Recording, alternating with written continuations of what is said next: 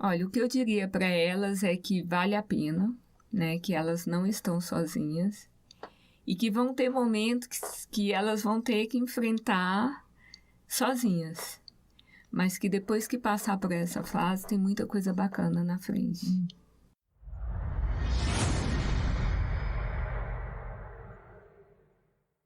Olá, eu sou Adolfo Neto, professor da UTFPR Curitiba, e hoje estamos aqui com a Raquel Reis. Ela é professora do Departamento de Informática da Universidade Federal do Paraná, UFPR, em Curitiba, e coordenadora do Concategorias, projeto que, assim como Emílias Armação em Bits, é projeto parceiro do programa Meninas Digitais da Sociedade Brasileira de Computação.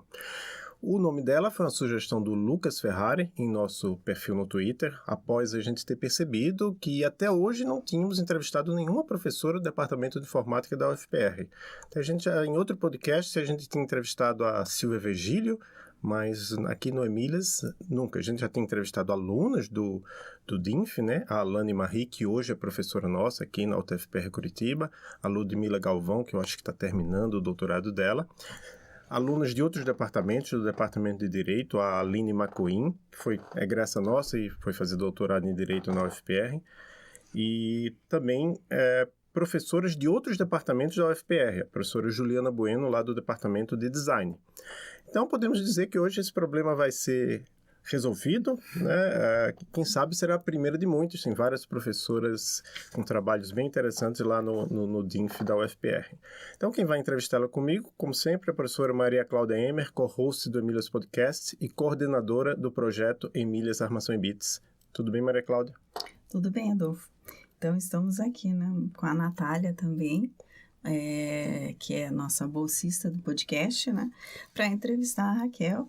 E espero que seja uma boa conversa. Mais uma, né? Certo. Então, tudo bem, Natália? Tudo jóia, professor Adolfo, professora Raquel, professora Maria Cláudia. Então, seja bem-vindo ao Emílias Podcast, Raquel. Obrigado por ter aceito o nosso convite.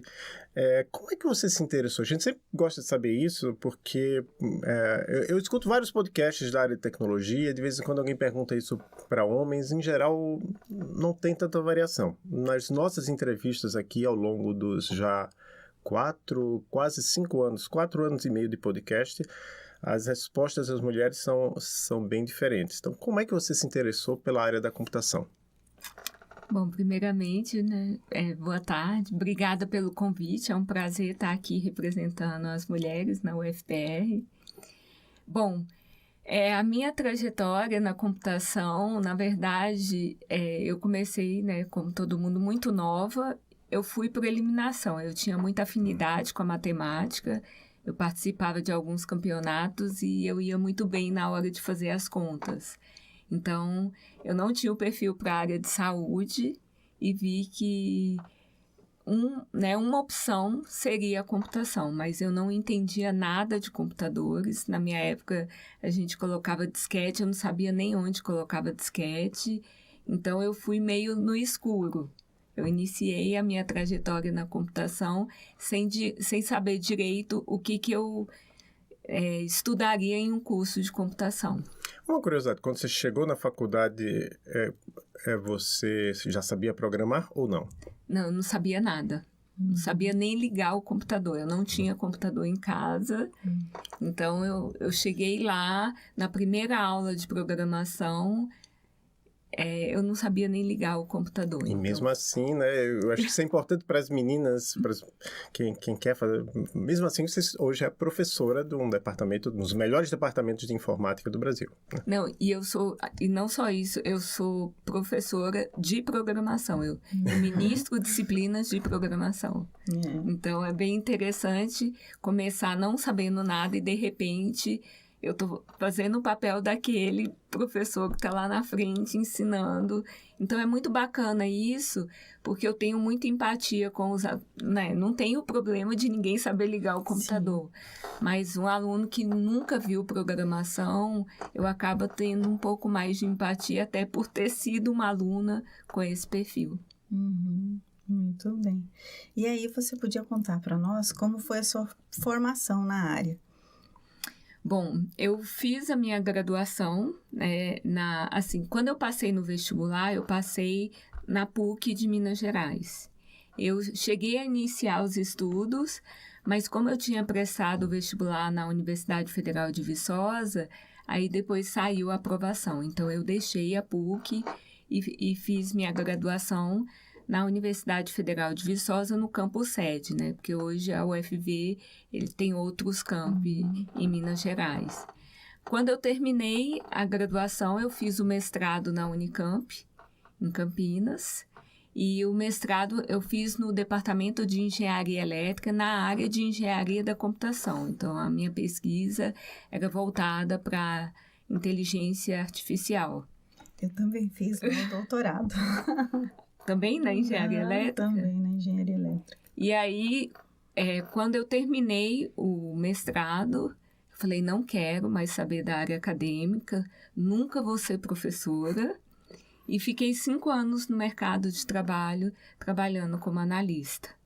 E depois desses 5 anos, eu decidi voltar para o meio acadêmico. E aí eu passei no concurso na UFV, na Universidade Federal de Viçosa, só que no campus, um outro campus, né, o campus mais novo da UFV, que é o de Rio Paranaíba. E aí depois de 4 anos, eu fui fazer meu doutorado na USP de São Carlos. Aí quando eu estava na USP, eu tive a oportunidade de ficar 3 meses na Universidade de Stanford, foi uma experiência fantástica também. E voltei para a UFV, prestei o concurso na UFPR e consegui minha redistribuição para cá. Muito bom. Aí, só tirar algumas dúvidas. O curso que você fez em Viçosa foi Ciência da Computação? Foi Ciência da Computação. Aí o mestrado lá na Unicamp foi essa engenharia, né? Isso. Que eles têm vários professores, eu acho, que trabalham com engenharia de computação na engenharia. Então, eu acho que eu acho que a Miriam, eu acho que também fez doutorado lá. Não sei se o Luders, Ricardo Luders, professores nossos que fizeram lá. Tem vários professores que atuam. E na USP foi em Ciência da Computação também. Na USP, no ICMC, né? Exatamente. Instituto de Ciência e Matemáticas Computacionais, alguma coisa assim. Isso, Matemática e Computação. Eu fiz doutorado também na USP, mas eu fiz lá em São Paulo, capital, no Instituto de Matemática e Estatística. Quem foi seu orientador mesmo do doutorado? Foi o professor Seiji. Seiji Zotani. Exatamente. Eu já ouvi falar muito dele. Uma das minhas linhas de pesquisa hoje é informática na educação, né, que é uma das principais linhas do professor Seiji. Aproveitando o gancho, então, que você já falou um pouquinho, né, da sua carreira, que você foi professora na Universidade Federal de Viçosa, certo? E que depois do mestrado e antes do doutorado trabalhou como analista de sistemas de software pleno, né? E como que surgiu, assim, como que foi sua trajetória, seu percurso até chegar na UFPR, na carreira acadêmica? Bom, quando eu fui, né, depois que eu finalizei o meu mestrado, eu fui para o mercado de trabalho e aí, na empresa que eu trabalhava, é o Instituto de Pesquisa Eldorado, né? Na época, o principal cliente deles era a Motorola, então a gente trabalhava em projetos da Motorola. E a empresa, ela incentivava os funcionários a fazerem certificação. Então, eles pagavam a prova, pagavam tudo para a gente fazer a prova de certificação. E, junto com a minha equipe, eu fiz essa prova de certificação, né? Foi a certificação 1 do Java, fui aprovada e, com isso, eu comecei a ser convidada para dar aula em faculdades particulares em Campinas. Então, foi uma experiência bem interessante, porque eu nunca tinha dado aula. Então, eu cheguei lá, a maioria homem, e homens grandes, mais velhos. Então, foi um desafio para mim. E eu me apaixonei pela docência. Então, ali que eu vi que eu queria trabalhar como docente, eu queria desenvolver pesquisa. Então, foi nesse período, trabalhando em particular, que eu vi que eu gostava de lecionar, que eu gostava, né? Eu já gostava da pesquisa, mas combinada, e surgiu a oportunidade de fazer o concurso na UFV. Então, aí, só que lá no campus de Rio Paranaíba, ainda desculpa, eu ainda falando como se eu estivesse lá. Lá não tem o curso de pós-graduação. Então, quando eu terminei o doutorado, foi a oportunidade, eu conversei com meu esposo, eu falei, olha, agora é a nossa oportunidade de ir para um lugar maior, né, para uma instituição que tem uma pós-graduação. E, por coincidência ou não, abriu o concurso na UFPR na área de informática na educação, que era exatamente a minha área de pesquisa. Aí a gente falou, por que não?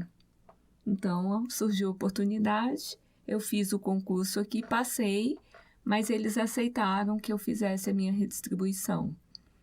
Então, eu não entrei pela vaga do concurso, né?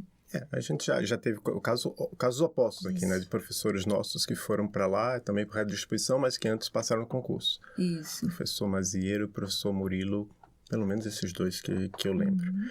E aí, só uma curiosidade, essa vaga teve a ver com... que tinha um professor lá que era um pioneiro da informática na educação, que faleceu muito jovem, esqueci agora o nome dele, mas ele... Eu não posso esquecer o nome dele, porque ele é uma referência no departamento. Professor Girene. Professor Direne, obrigada. Ele é nome do auditório Tem lá. o auditório em nome dele, sim, ele é uma referência. Eu não cheguei a conhecê-lo, mas o meu orientador, sim, chegou a interagir com ele.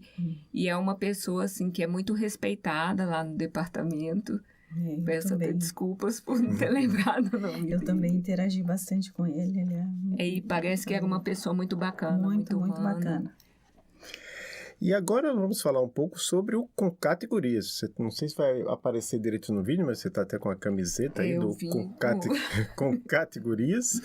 De acordo com o site do projeto, ele tem como objetivo impulsionar a participação e reduzir a evasão de estudantes do sexo feminino nos cursos de computação do Departamento de Informática na Universidade Federal do Paraná.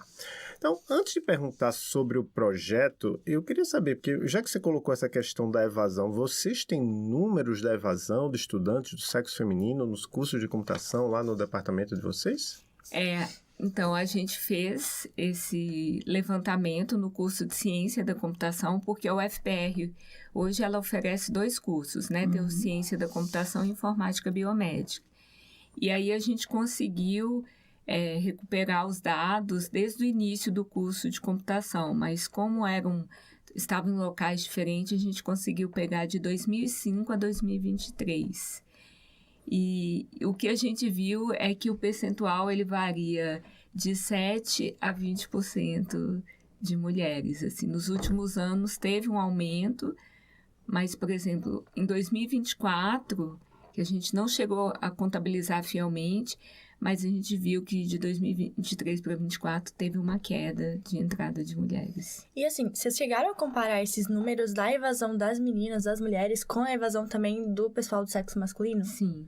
E realmente a evasão das meninas acaba sendo maior? Não. Ou influencia também na questão da entrada, que entra menos também já? Então, se a gente olhar percentualmente, por exemplo, entraram 10 meninas. Tem ano... porque o estudo que a gente fez é o seguinte, por exemplo, em 2005 entraram, sei lá, 15% de mulheres. Dessas 15%, quantas evadiram? Não que elas evadiram em 2005, mas elas ingressaram e evadiram em algum momento. O que a gente viu é que, dependendo do ano, as mulheres elas persistem. Elas são em menor número, mas elas persistem. Então, percentualmente, a gente vê, não é geral, mas vários anos, o número de homens que evadem é maior. Então, é bem interessante. Porque esse estudo é bem recente, a gente está até escrevendo um artigo sobre isso, então está bem fresquinho na minha cabeça. Sim, e é uma constatação, né, que a gente acaba tendo também, mas é bom quando nós pegamos e fazemos lá os números, tabulamos todos os dados para que a gente tenha, né, isso já registrado, né? E a nossa ideia, assim, eu estava conversando com um professor, porque o estudo a gente pegou ingresso, evasão e formatura, né, inicialmente. Mas a gente quer fazer o estudo combinando com as disciplinas. E as disciplinas, a disciplina que tem maior evasão acaba sendo a disciplina de programação, né, que lá na UFPR chama de ALG 1. E ele falou assim que, pelo que ele olhou, no primeiro ano é que a evasão é maior. Então, se a gente conseguir fazer com que o aluno passe o primeiro ano, a chance dele desistir. Só que menor. assim, eu ainda não comprovei esses dados, mas eu achei muito interessante a fala dele. Porque aí a iniciativa ela tem um poder forte, né? Claro. De acolher as calouras e dar o suporte para que elas, né, tenham um primeiro ano onde elas não vão desistir. Sim, que se sintam apoiadas, né? Como bem-vindas a esse espaço. Mas eu ainda não comprovei esses dados, mas é um estudo que a gente vai estar fazendo. Sabe que fiquei pensando aqui que a gente pode fazer o mesmo estudo na UTFPR, Nossa. de repente, aplicar, né? Da mesma forma que vocês aplicaram Seria lá ótimo. aqui. E fazer um comparativo. Isso, e fazer um comparativo. Acho Não, que a gente seria pode ótimo. A gente ter pode esse trabalho fazer. aí já meio que encaminhado daqui a pouco, né? Essa colaboração seria ótima. Vamos fazer então, Raquel. Bom, e aí nós queremos saber um pouco mais a respeito do projeto, né? Quais são as atividades, o que vocês têm realizado? Só antes, assim, eu acho que é legal eu comentar que quando eu trabalhei durante 12 anos na UFV, e lá na UFV foi fundada uma iniciativa Meninas Mais Mais, que na verdade foi uma iniciativa que foi criada por uma aluna, e ela me procurou, e aí eu fiz o registro na UFV, que até a gente brinca que é a irmã do Emílias, porque... Sim, porque é antigo também. Elas surgiram mais ou menos no mesmo ano, e o primeiro evento que a gente foi apresentar, eu dividi o quarto com a professora Silvia, que ia apresentar o Emílio. Então, eu trouxe essa minha experiência com Meninas Mais Mais para criar a iniciativa na UFPR. Então, assim, o nome Conquete Gurias, né? O Conquete é do comando de concatenar da computação. E esse nome, a gente fez um sorteio. Eu não queria que o nome partisse de mim. Sim. Então, a gente criou um formulário e pediu para que alunos, professores, homens, mulheres, todos contribuíssem com nomes. Então, foi a partir daí a gente filtrou os nomes que já existiam. E aí teve uma equipe que fez uma pré-seleção, selecionou os 10 nomes finais, e aí a gente colocou em votação. Então, as alunas e professoras votaram, e o nome que teve maior voto foi o Conquete Gurias. E eu gostaria também de falar que... Pois é, porque da gatinha? A nossa mascote tem uma contribuição muito forte aqui de vocês, porque conversando com a professora Silvia em um dos eventos que vocês promoveram aqui, eu comentei que a gente estava criando a iniciativa e ela deu a sugestão, né? Ela fez a brincadeira de Conquete. E aí ela falou que a Ada tinha uma gatinha. Sim. E eu levei a ideia para as alunas, elas adoraram, e uma delas comentou que a gatinha de 3 cores, 95% é fêmea. Então, quando você vê um gato de 3 cores, a chance dele ser fêmea é muito alta. E aí, com base nisso, né, foi feito o desenho. Gatinha de 3 cores. Muito legal. Inspirada aí pela professora Silvia, aqui da universidade de vocês. Muito bom, legal. Agora respondendo a sua pergunta, né, porque eu falei... na verdade, a iniciativa, ela tem, né, 2 frentes principais. Uma é aumentar o número de mulheres, que é um problema que a gente vê no curso de Ciência da Computação, o baixo número de alunas que ingressam, de meninas que ingressam, e também atacar a evasão, né? Porque a gente tem evasão tanto no curso de Ciência da Computação quanto no curso de Informática Biomédica.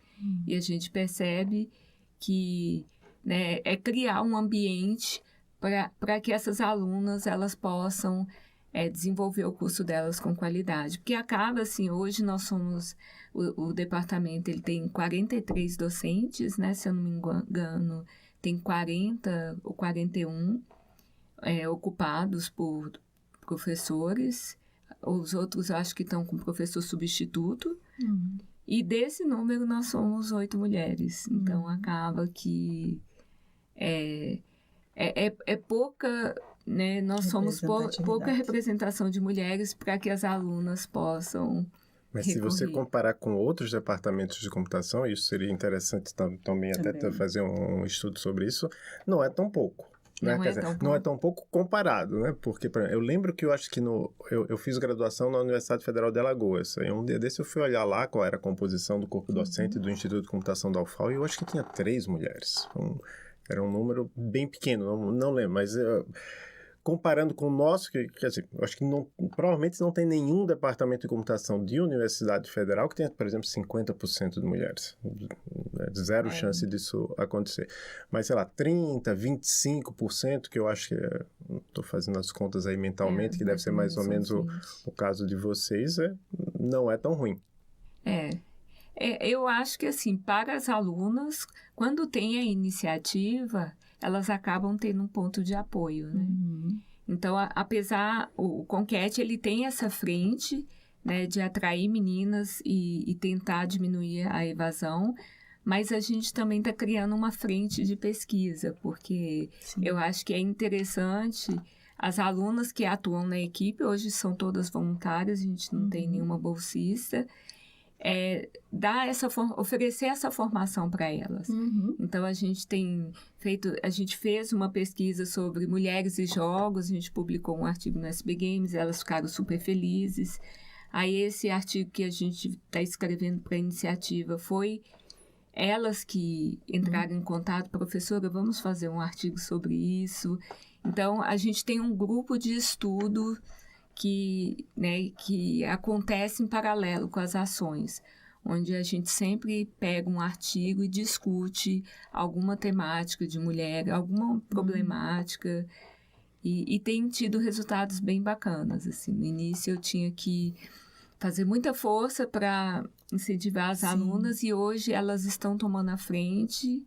Igual no dia 8 eu estava participando de uma banca em Maringá, e elas realizaram um evento, né, assim, sem a minha participação, e foi muito bacana, teve adesão, né, a gente acabou fazendo um evento de acolhimento às calouras nesse dia, e elas ficaram muito felizes, e eu fiquei muito feliz, né, porque eu quero desvincular a iniciativa do meu nome.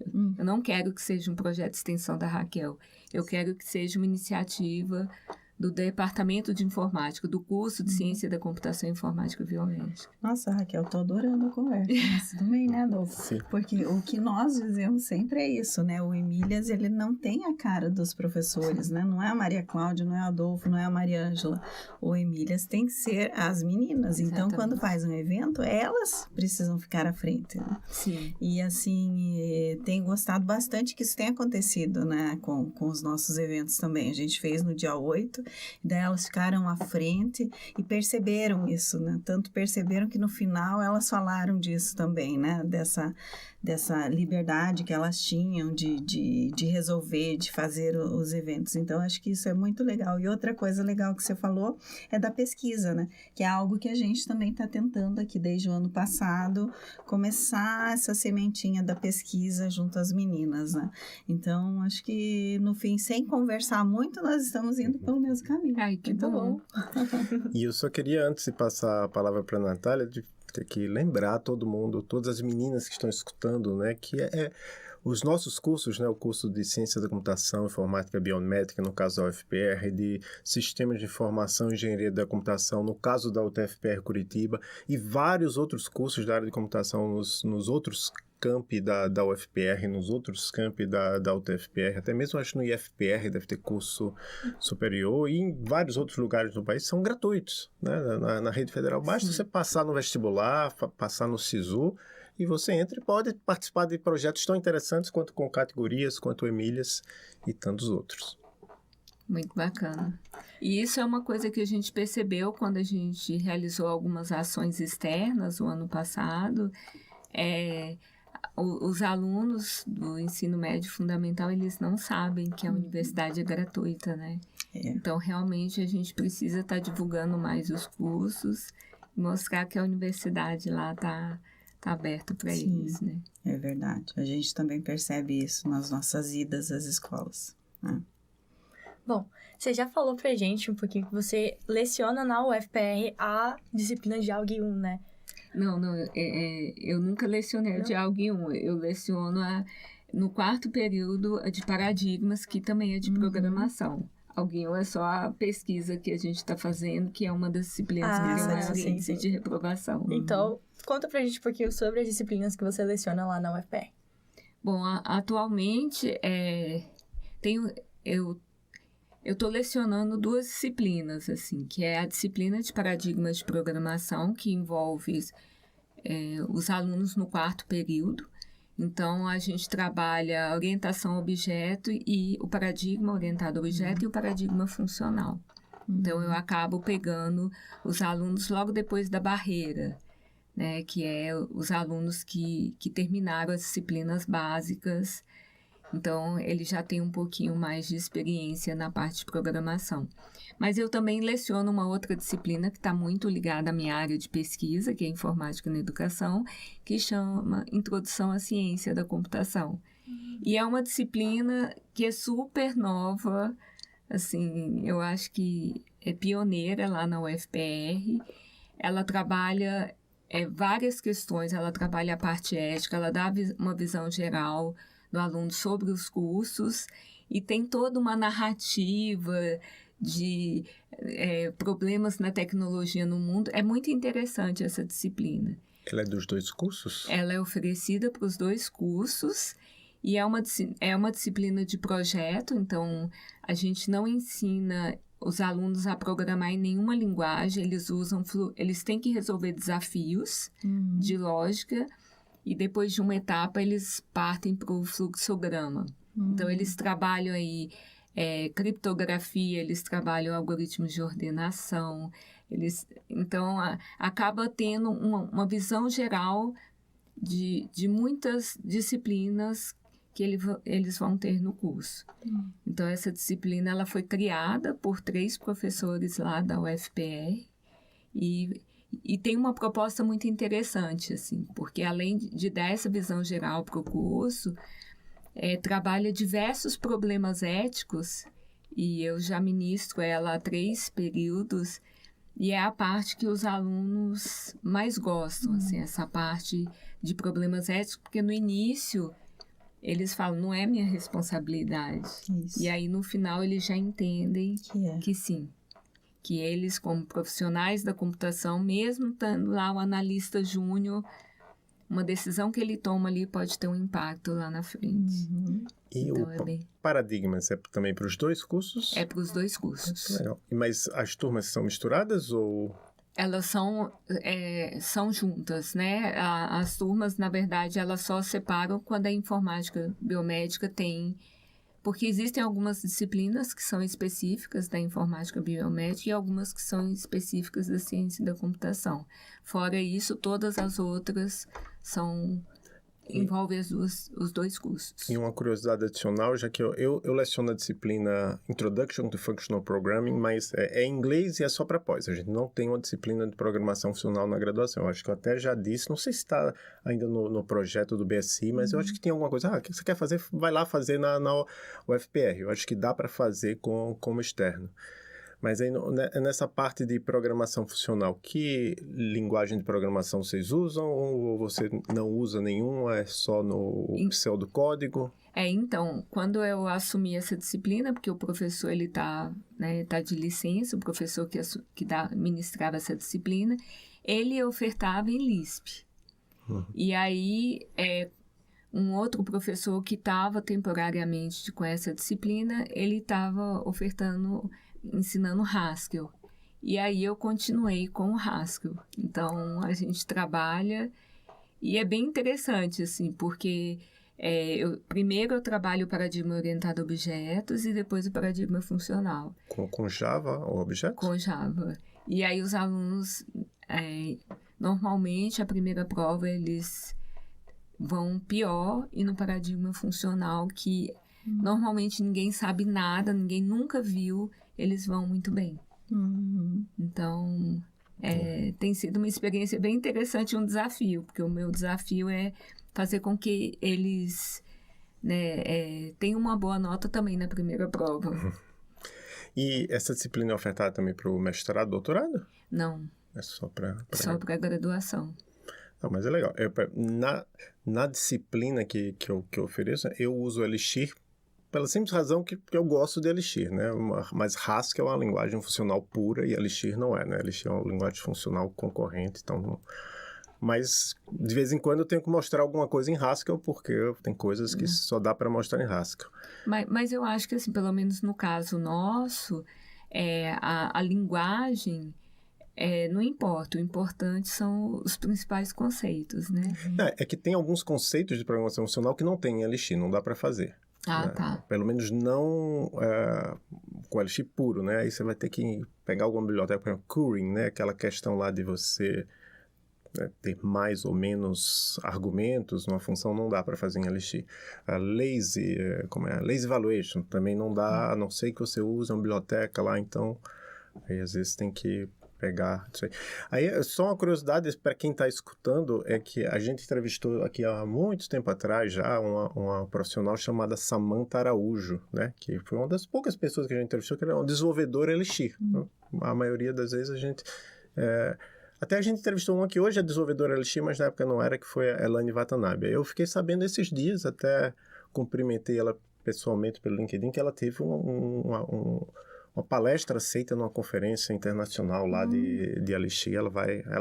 Na época que a gente entrevistou, ela já estava em Portugal e agora ela está continua em Portugal, mas ela vai ministrar essa palestra em Estocolmo, né? Então, voltando, né? A questão é, programação funcional pode ser muito útil para algumas pessoas. Eu acho que hoje em dia, né, claro, a maioria das pessoas trabalha com alguma linguagem orientada a objeto mesmo, né, mas tem gente que trabalha com programação funcional com linguagens como Haskell, como Elixir, como qual é uma outra bem famosa? Clojure, né, o Nubank usa Clojure. Então tem espaço no mercado para pessoas que gostem de programação funcional. Sim, então, com certeza. Principalmente nessa onda da IA, as linguagens funcionais podem ajudar bastante. Então, você atua nesse programa de pós-graduação em informática, que tem mestrado e doutorado, também gratuito, né? E dependendo da situação, até para ganhar uma bolsa, né? O pessoal às vezes não sabe. A bolsa não tá aquele valor maravilhoso, né? Mas tem bolsa, né? Mas melhorou, né? Já melhorou um pouco, mas o problema é que, se for comparar com o que os nossos alunos de graduação, tanto da UFPR quanto da UTFPR, ganham quando eles terminam, às vezes sem nem estarem formados, eles estão ganhando R$7.000. E a bolsa de doutorado, acho que não chega nem a R$2.500, né? Então, mas se a pessoa realmente quiser... R$3.500 agora de doutorado. R$3.500? Mas não chega... 2.100 de mestrado. Melhorou bastante. Mas se a pessoa realmente quiser uma carreira acadêmica, se você aceitar esse salário um pouco menor, você vai ter um título de doutor, né, ou doutora no final. Isso pode ser bem interessante. Mas tem a possibilidade também lá na UFPR, eu não sei aqui com vocês, o aluno ele pode ter a bolsa e fazer o concurso para professor substituto, ter também algumas horas, então acaba tendo um adicional. Isso. Então também tem essa flexibilidade, eu não sei exatamente o número de horas em docência que eles podem realizar e remunerado além da bolsa. Creio que seja umas 20 horas. Né? Eu imagino que é alguma coisa assim. Mas já ajuda bastante, porque aí quando soma os dois... Mas então, tá falando que o programa de vocês lá, se não me engano, eu acho que é o mais tradicional do Paraná, não tenho certeza, mas eu acho que é o mais bem avaliado, né? Nota 6 na CAPES, e você está orientando lá já, pelo que eu vi, você já tem alguns orientandos. Em que temas você orienta lá? Caso tenha alguém aqui que esteja escutando que acabou de terminar o mestrado, quer fazer doutorado, ou terminou a graduação, quer fazer o mestrado, em que temas você orienta? Então, uma das minhas linhas de pesquisa é informática na educação, né? Então, nessa linha eu trabalho com a parte de aprendizagem colaborativa, a parte de gamificação. Então, tem várias frentes bem interessantes que dá para ser desenvolvida. Uma outra linha está muito relacionada à iniciativa, que é a parte de mulheres na computação. Então, atualmente, eu estou com 2 alunas de mestrado trabalhando nessa frente, nessa linha de... uma delas está pesquisando sobre mulheres em posições de liderança, e a outra sobre indicadores que podem ser usados para avaliar a participação de mulheres em diferentes contextos. Então, elas iniciaram agora, a gente ainda está definindo bem o objetivo, mas eu vejo que é um tema assim, que tem muita coisa que dá para ser feita, né? Isso acaba sendo explorado muito na administração, gestão pública e na computação, tanto é que a dificuldade que elas estão tendo é de achar trabalhos na computação. E aí eu falei, não tem problema não ter, a gente vai mostrar como uma pesquisa num departamento de informática, qual que é a contribuição para a computação de pesquisas nessa área. Então, a gente está vendo que dá para fazer muita coisa bacana. Então, essa linha de, né, eu chamo de mulheres na computação, ela é uma outra frente que eu iniciei com essa minha experiência e com as iniciativas que eu atuei. Você conhece a professora Edna Dias Canedo, lá da UNB? Não conheço. E ela tem feito uns trabalhos sobre mulheres na engenharia de software. Mulheres e homens também, né? Porque aí é a visão dos homens em relação às mulheres. Você procurar uns artigos dela, você vai achar algumas coisas. E tem alguns que ainda estão para ser publicados, o que ela está fazendo, survey, etc. Mas elas fizeram, acho que até no... Assim, existe o Fórum dos Programas de Pós-Graduação em Computação do Paraná, que até foi o Roberto lá que criou, hoje vários professores tocam lá, e toda semana, né, no período letivo, tem uma palestra lá, e tem uma palestra dela e com a professora lá da Bahia, não estou lembrado realmente o nome dela, legal. mas vou dar uma olhada. Sobre um trabalho que elas fizeram justamente sobre isso, sobre mulheres na engenharia de software. Não, acho que esse foi sobre, agora eu realmente não vou lembrar, mas depois eu coloco o link na descrição, que é um dos trabalhos que elas fizeram, né, que assim, é o tipo de trabalho que não vai para o WIT, né, o evento da SBC, vai direto para um evento de engenharia de software mesmo, porque tem esse viés aí de ser uma coisa interessante. Não, é preciso aumentar a diversidade nas equipes de engenharia de software para que desenvolvam softwares melhores. Mas seria legal também ter no IT, né? Porque eu acho que atende os dois eventos. Sim, né? É verdade. Bem, aí falando em artigo, né? Então, um dos artigos que você e seus colaboradores publicaram recentemente foi Hello World, abordando questões sobre o gênero feminino em uma disciplina de introdução à computação. Acho que tem a ver com a pesquisa que você falou também, ou é anterior a essa pesquisa agora, né? Não, esse artigo é referente àquela disciplina de introdução à ciência da computação que eu comentei com vocês. Então, esse daí foi feito em conjunto com os 3 professores que criaram a disciplina. Então, e aí lá contam. E você foi desses professores? Não, quando eu entrei na UFPR, a disciplina já havia sido criada. Mas tem um outro artigo que a gente publicou no SBI, que é voltado para a temática de mulheres. Como a problemática de mulheres, ela é tratada na disciplina. Então, é bem interessante que, como são 13 fases, a gente vai trabalhando de uma forma meio, eu falaria, dispersa, até que a gente chega na fase 12, onde a gente fala do ODS 5, né? Que é a igualdade de gênero, e a gente fala diretamente, né, dessa problemática.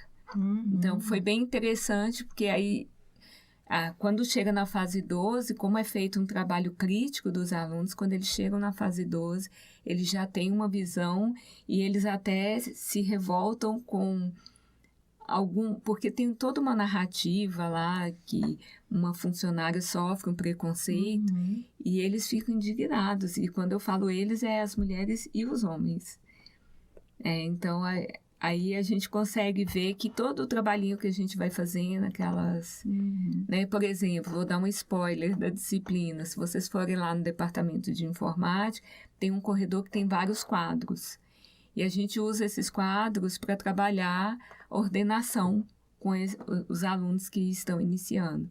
Se vocês forem lá, os quadros são de figuras, homens e mulheres, que contribuíram para a área de computação. E os quadros das mulheres, eles têm um tamanho maior. E isso foi feito de propósito, para chamar a atenção. né? Porque, assim, nós somos minoria, mas a gente também tem um local na contribuição. Então, tudo isso foi pensado na construção da disciplina. Aí, você falou da parte de pesquisa, isso daí a gente fez em conjunto com essa disciplina de Introdução à Ciência da Computação. O artigo que a gente publicou é do SB Games, ele ainda não saiu os anais do SB Games de 2023. A gente avaliou a temática é mulheres e jogos, né? Então, a gente pegou vários jogos com temática feminina. Então, o que os jogos, eles trabalham? A gente fez uma revisão da literatura. Então, é muito interessante, né? A gente não conseguiu identificar muitos jogos, mas os jogos que a gente identificou, eles trabalham a questão da violência contra a mulher. Então, eles falam dos diferentes tipos de violência. E uma coisa que a gente observou é que tem esses jogos, mas eles não são usados, né? Existe uma pesquisa para desenvolver esse jogo, mas falta o esforço de fazer com que as pessoas tenham acesso a esses jogos. E agora a gente está fazendo um outro estudo, só que agora a gente está olhando os diferentes papéis que a mulher desempenha em conjunto com os jogos. Então, ela é o quê? Ela é personagem? Ela é jogadora? Ela é desenvolvedora? Então, essa é uma outra pesquisa que surgiu por causa desse primeiro estudo. Tudo bem. E, bom, tem uma pergunta que a gente sempre faz para as nossas entrevistadas, você enfrentou alguma dificuldade na escola, na sua vida acadêmica ou no trabalho por ser mulher? Olha, então essa pergunta já me fizeram e eu sou uma pessoa assim, tem que ser algo muito alarmante para me afetar, porque eu sou uma pessoa meio distraída, assim. Então, assim, eu nunca, no trabalho, na faculdade, eu já sofri assédio, mas fora desse meio. Por quê? Porque foi uma coisa muito gritante. Tipo, de estar fazendo autoescola e o cara colocar a mão na minha perna. Aí, na hora, eu falei, opa, peraí. Mas no trabalho, eu nunca senti, assim, na graduação, nós éramos 30 estudantes, desses 30 nós éramos 3 mulheres. Então, eu nunca percebi nenhuma diferença pelo fato de ser mulher. E no mestrado também eu não senti. E aí, quando eu fui para a UFV, como tinha a iniciativa, a própria iniciativa, ela intimida esse tipo de comportamento, né? Porque tinham meninas mais. Então, eu não me lembro. Se teve alguma coisa, não foi nada muito evidente, assim. Igual aqui na UFPR, no início eu fiquei assim, porque tem o pessoal que é muito tempo de casa e muito pelo contrário, eles são muito acolhedores, né? Sempre fui muito respeitada. Na UFV também nunca tive nenhum problema. Ainda bem, né? Porque eu sei que não é assim com todo mundo. Sim. E aí a gente também sempre pergunta a respeito de grupo de apoio, né? Se você participa de algum grupo de apoio para mulheres na computação. Eu acho que no fim a gente já tem um pouco da resposta, né? Mas... eu falo que assim, o Meninas Digitais ele acaba sendo, né? Eu faço parte... Eu imagino que você também é SBC Mulheres, eu não sei se você está nesse grupo do WhatsApp. Estou. E também, para mim, é um dos grupos que funcionam muito bem no WhatsApp, é esse SBC Mulheres.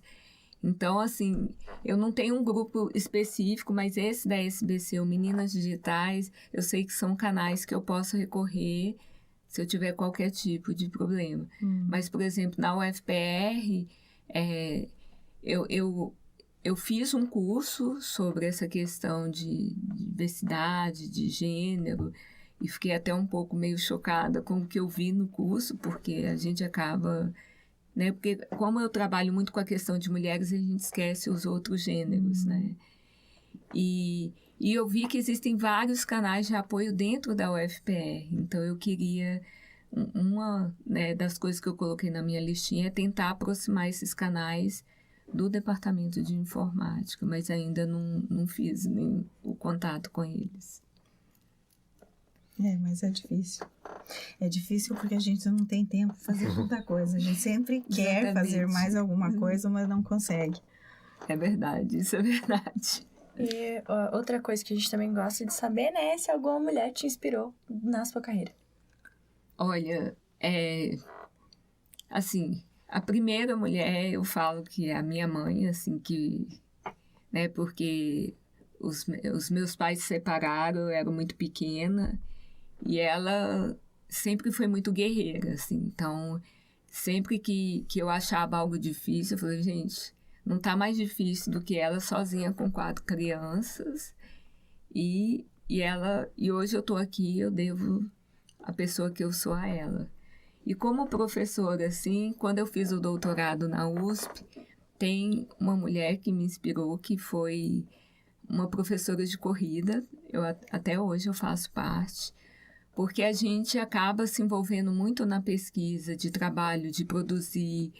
E aí eu descobri esse grupo, ela trabalha na USP de São Carlos e me trouxe uma qualidade de vida que eu não... Né, quando o pessoal fala assim, o seu doutorado foi uma coisa muito exaustiva, eu não tenho esse sentimento, porque eu tinha esse grupo e ela coordenava esse grupo de uma forma que eu achava excepcional, porque não importava se você tinha 10, 20, 50 anos, se você era o diretor, se você era o motorista, ela tratava da mesma forma, e lá nós éramos os mesmos, não existia essa diferença.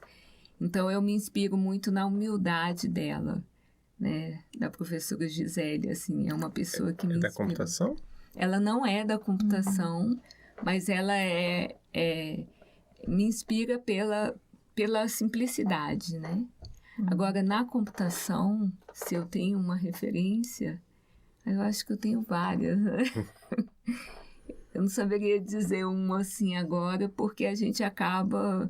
Não sei, como a gente acaba não tendo essa formação pedagógica, a gente se inspira nos nossos mestres, né? Isso, é verdade, é verdade.